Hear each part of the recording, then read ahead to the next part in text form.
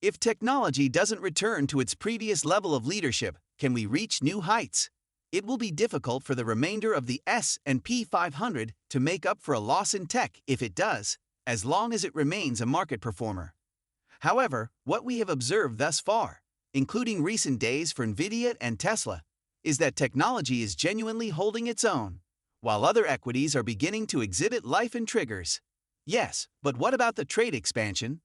Look at the Russell. Your big call, of course. It hasn't done much at all. Down more than 1% so far this week. I was always hearing, hey, you got to wait till the Fed cuts, then you go into the Russell. I'm not sure. What are your thoughts? Well, last week was a big week for Russell. Although there is now some profit taking, I believe that bottoms look like this. Bottoms aren't straight up, in my opinion. I am aware that energy was at its lowest point in 2021 and was erratic, but it eventually reached new highs and saw a huge increase the year after. Therefore, I believe the Russell will start for a number of years. There is a strong fundamental argument for owning small caps, even though it seems turbulent and we are still close to all-time highs. You still believe they might make a big move because they move fast, but you're not definitely staying with the 50% up for small caps. Yes, exactly. Investors should keep in mind, in my opinion, that small-cap stocks have been out of style for a while and are notorious for their abnormally strong rises. Over the course of 20 trading days last year, there was a 27% rally. Between now and the end of the year, I believe we may witness something really significant. Perhaps it must happen after Election Day, but I believe I was expecting it would be when the Fed began the easing cycle. However, are small-cap fundamentals becoming more robust? Indeed, merger activity is expected to increase as interest rates decline, and the median price-to-earnings ratio of a Russell 2000 firm is 10.7 times. That's not demanding, really, especially if we're attempting to be valuation sensitive. We'll leave it at that, okay? As of right now, Nvidia's market capitalization is back above $3 trillion, building on yesterday's gains. Today is the 2% move. As we just mentioned, Meta is also higher following its Connect conference. Alphabet, Amazon, and Apple are all unavailable today. Aswath Damodaran, the Dean of Valuations at NYU Stern School of Business, will be joining me shortly to assist in navigating the tech story with earnings just weeks away. It's nice to see you again. Welcome back. Hello, Scott, I'm happy to be back. What do you observe today when you examine the Magnificent Seven multiples? I can tell that everyone wants to work for these companies. However, we've reminded each of these businesses of their weak points over the past few months. You could see how high expectations had been established for Nvidia around the results announcement, and what appeared to be a strong earnings report ended up being a letdown.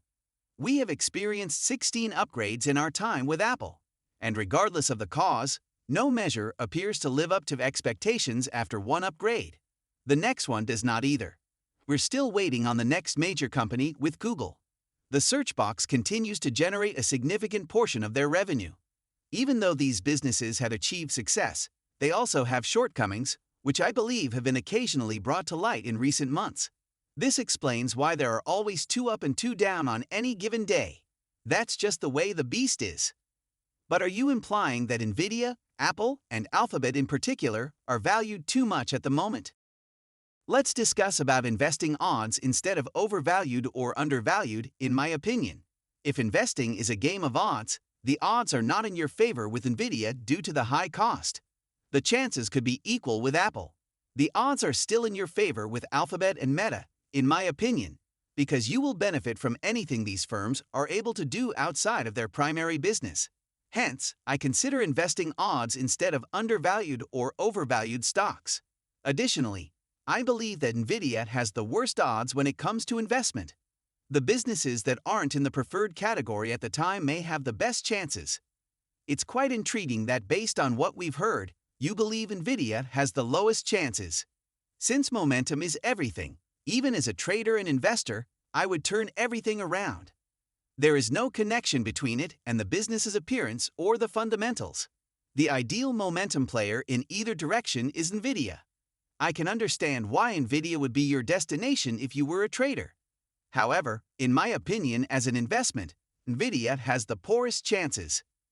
You know, at 34 times, it's definitely less expensive than it has been. So I want to talk about it as an investment to make. Second, we recently received word from Jensen Huang regarding the high demand the company continues to experience. I don't know, within the last 2 weeks. By many accounts, their installed base gives them what many would argue is not just a first-mover advantage, but a moat, much like what we discuss Apple having. What role does all of that play, then?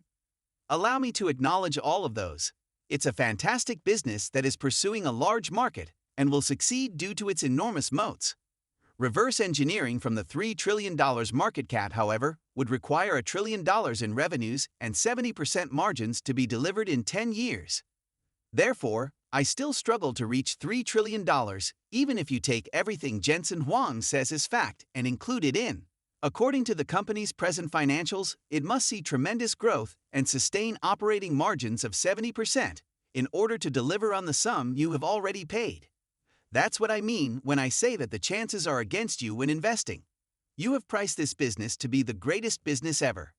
What's left to gain if the company is simply fantastic instead of the best? It is disappointing. Therefore, I believe that there will be back and forth over expectations. But eventually, expectations must be reset in order for the business to truly meet those figures. Have you ever sold any of your own stock? I made half as much money as I did a year ago. At one point or another, I might be due for another 50% sale. However, it was immediately following the earnings announcement that I last valued it. It appeared to be the least overpriced since the AI boom began. Therefore, in a way, the moment to sell would have been 3 or 4 months ago, when it touched $136. Therefore, I'm keeping an eye on the price. If it causes an excessive increase in value, it might be time to sell the remaining half. Therefore, I'm willing to do it. Well, that's fascinating. Semis, I believe the SOX was up about 1.3%. For Nvidia, you had a quite successful day. I think you'll be receiving Micron findings soon. Following the closing. Mike, how do you interpret the idea that we care one day and then kind of don't the next? Again, for the segment of the market that was the main driver for a large portion of the year. Yes, indeed. The market has essentially determined that we are okay with these levels, which is how I see it most of the time. This sounds quite deterministic. At S&P 5,700, you don't yet have aggressive selling and change. Therefore, if the macro cooperates on a particular day, and we are forced to rely on the few semi-stocks that appear to be relatively oversold, you have this headline, not even a headline, that Jensen Huang may be slowing his sale plan. Yes, or halt it for the time being. That shouldn't really matter, is all. Although it didn't have a significant impact on the price of the Nvidia stock that was up for grabs, it was still a valid reason for it to work. In my opinion, it's far more about the Magnificent Seven or banks and small caps operating on a particular day. The Fed lowering rates and a soft landing are crucial for banks and small cap firms to function. The remainder just depends on how the long-term secular growth story is seen. Fascinating. Nvidia and the associated gritty under. I don't know what day of the week it is, Mike, but I do know that Nvidia has been holding up the market for nearly 2 years. Today, the market is being held up by Nvidia once more. This is starting to become a little bit